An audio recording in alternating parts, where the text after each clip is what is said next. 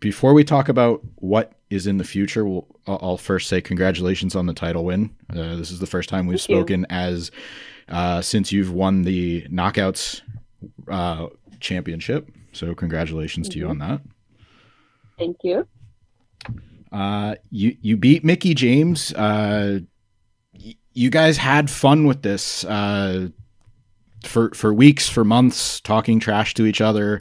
I mean, it was put up or shut up, and you did what you told her you were going to do. So where do you go from here? I mean, you have the title. So what's next for you?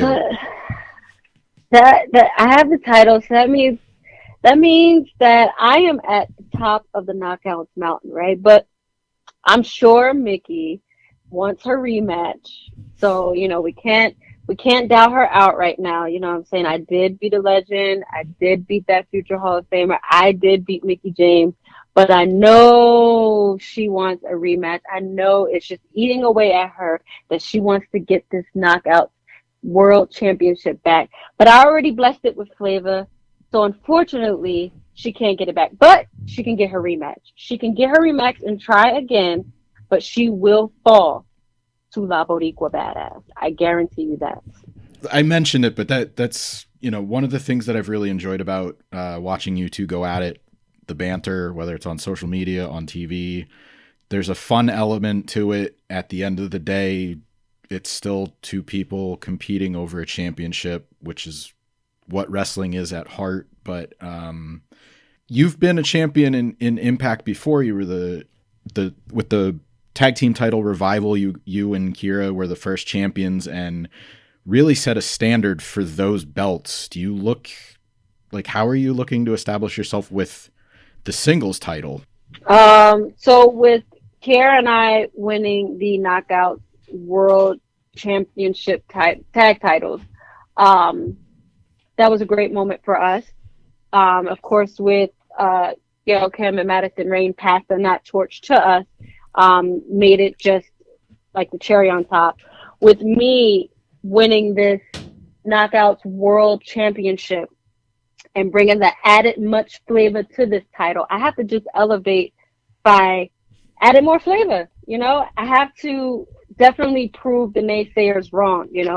I think a lot of people look at their certain standards of a champion, and I don't think that I'm on there. So I have to just prove the reason why that I am going to be in talks from now until forever. Okay, I'm going to be in talks forever of being this Knockouts World Champion and one of the best Knockouts World Champions that I plan on being. So yeah, I'm just going to up my flavor, add it on a little bit more, turn it up a little bit, and keep proving the naysayers wrong.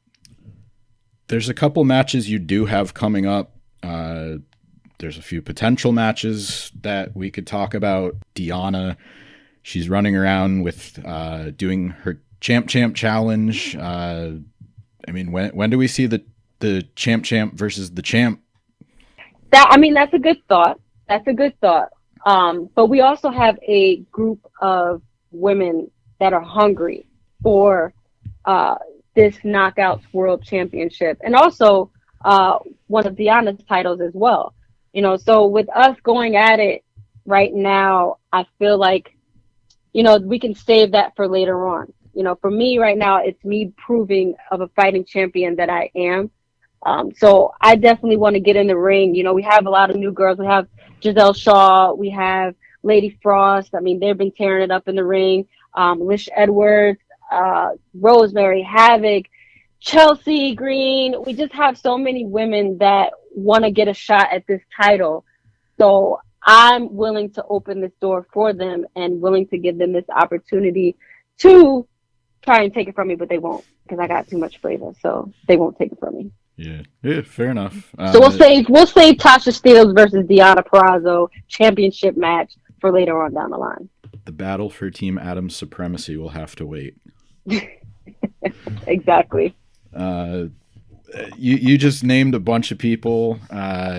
Masha Slamovich, she's another name that is new to the division, but Impact is always the Knockouts division's always been great, always talented, but I think this is one of the deepest rosters the division's ever had, and it says a lot that not only are there, a knockout singles and tag team title, but you also have Deonna defending her title into Division 2. So that you're already part of the show, but how do you feel like Impact or the Knockouts division could expand on that even more and continue to grow when it's already so deep and you're already seeing so many meaningful storylines and title defenses going on at the same time, like this past year?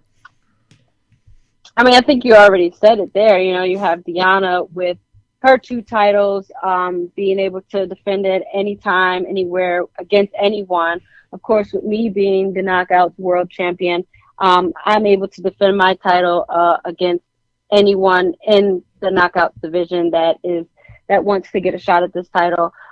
We just keep upping our game every week.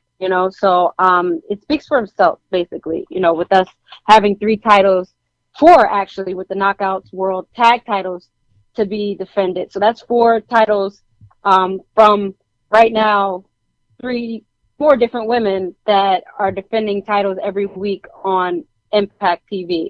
So yeah, we up our game every single time, and we show improve. And like I said, I think you've answered your own question there, Bill.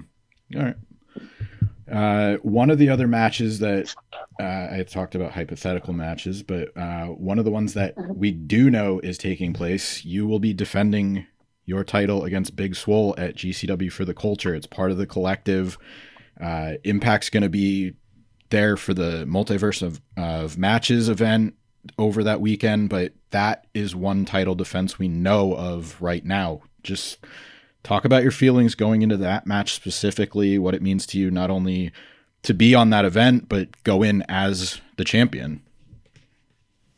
Well, I'm going to have my title there. But going against Big Swole for the Culture, that's a pretty big event that's been happening for like the past 2-3 years for the Culture from GCW.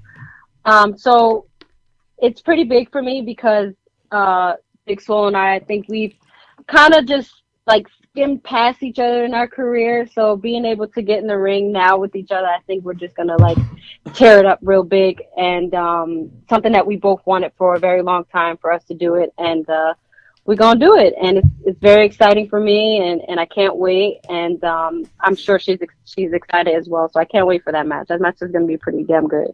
Yeah, I'm looking forward to it. So much going on that weekend. As I mentioned, Multiverse of Matches is one of the events. Ultimate X was a first for you, first for the women's division. Any other matches that you really think could either maybe make a comeback or one that you would want to maybe participate in, whether it's as champion or just as a fan of the match itself? Well, of course, I want the Ultimate X match for us women to continue. I don't want it to just be that one time that we did this year. I definitely want that to continue, whether it's a yearly thing or we bring it back again later on this year. But the Knockouts Lockdown, I want to do that. Like I think I've been trying to hint to Impact management to bring that back, the Knockouts Lockdown. I've never really done a cage match like that before, so I think it would definitely be something on my bucket list I would want to do, and definitely go in as champion, defending my title, doing it. So yeah, that's the number one thing on my list, a Knockouts Lockdown. Hey. And then a Iron Woman's match, but a 60-minute Iron Woman's match. Hey, I'm on board with you for both of those. Especially, Lockdown. I'll just mention that traditionally the event was held in April, so we have some time there. Maybe it happens. Mm-hmm. I'm on board with that. Hopefully we get that done. It's been a long time. I think it's a good first for the Knockouts, so we'll see what happens. Yeah, most definitely. I usually ask this it's a watch list, and usually it's what's your best match, most memorable match. I'm assuming the title win would be your answer, so I'll ask it a different way. Would you say that match was your most complete match so far as a singles competitor? Absolutely. Because for one, I'm getting in the ring with a legend like Mickie James. This is someone who's competed for over 20 years, has seen it all, have done it all, have been around the world and back, and has won over 10 has 10 title rings. It's just, this is the person whose caliber I wouldn't think that I would ever compete with. And to compete against her, and not only compete against her, but defeat her, is just one of the best things that I will talk about for the longest time. Like, I will talk about this when I have my own kids, and I will let them know, hey, I beat Mickie James, just to let you guys know. But yeah, this is definitely my best match, and definitely most memorable. And I can't, man, I can't even explain, because I'm speechless about it. So, but yeah, this is definitely my best match, and I'm looking forward to just having this title reign and showing why I defeated Mickie James and why I belong. All right. Besides the title match, any other matches that stand out, whether it's recent memory or just one that maybe you feel like maybe people should take a second look at? It would definitely have to be when I won the tag titles with my former partner Kiera Hogan. I think that was one of the greatest moments for us. Yeah, I would definitely let people have a second look at that as well, because we worked really hard to get there, you know. And we brought that fire, we brought that flavor, and yeah, it was also one of my favorite matches as well. And we won the Knockouts World Tag Titles with it, so that was the icing on the cake there. All right, I'll let you go on this. It's not so much a question, but when you were feuding with Mickie, you talked a little trash about the Dallas Cowboys, and I appreciated that because I don't like them either. So, is it the Dallas Cowboys year this year? No. What kind of question is that? No, absolutely not. It's never their year. They're holding on to hope, and their hope is that they'll one day have a title. It's never gonna happen. That's another time, you know. Cowboys. Oh geez. They all tell me it's been their year for 28 years though. So it's been their year since Deion Sanders left. So no, it's not. It's never their year. It's never gonna be their year. Okay, the day that it is their year, I'm shocked. The day it happens, I'm gonna stop watching football because they'll never hear the end of it.